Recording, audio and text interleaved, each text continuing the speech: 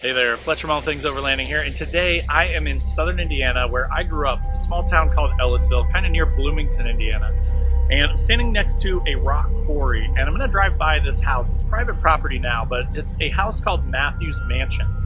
There are woods all around it and quarries, like you see this limestone behind me. But so this house, Matthews Mansion, was built from the limestone from these quarries. All these quarries stretch back through the woods, which are actually behind my house. So I used to go camping in these woods all the time, from like junior high up through high school. We would walk through these woods, and there were always all kinds of weird, crazy things that happened. I'm going to kind of walk you through a little bit of the history of Matthews Mansion, tell you why it became such a haunted sort of destination. So let's go check out the house again and tell you a little bit about the history. The house was built around 1876 by John Matthews, who is nicknamed Father of the Limestone Industry.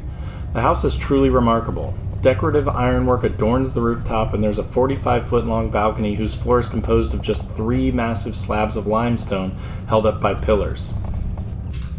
Elaborate stone carvings adorn the outside of the house, along with niches for statues. The solid stone walls are 22 inches thick. They were constructed with no mortar, since the weight of the massive limestone blocks is more than sufficient to hold the house together. The 14-foot interior ceilings have plaster crown moldings. The basement stairs are solid limestone as well and feature a gravity feed system which once supplied running water from the rain-fed cistern to a limestone sink in the basement kitchen, an advanced plumbing system for its era. There are now many accounts of the house being haunted by the ghosts of the Matthews children, whose faces are immortalized in the limestone carvings above the front door. While not substantiated, according to the book Ghost Stories of Indiana, there are irregularities in the hallway walls, which, they say, were where one of the children was walled up into the house.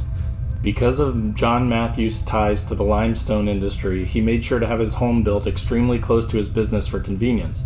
Unfortunately, that led to the death of his son Peter, who was killed when dynamite exploded in the quarry nearby to the mansion. After the deaths of John and his wife, the house had several different owners until it was left abandoned in the early to mid-1900s. Many vandalized the home, and college students had parties in the vacant mansion. This is when the rumor of hauntings at the mansion started coming out, and many reported strange occurrences that gave the mansion a sinister reputation. Many are disturbed by the realistic carvings of the faces of the Matthews children and connect them to a symbolic trapping of their spirits in the mansion.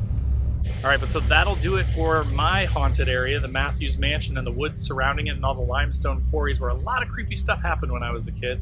I hope that was interesting for you guys. And of course, if you want to come hang out, subscribe to my channel, All Things Overlanding. There'll be a link in the description down below, and I'd love to have you. Thanks for watching.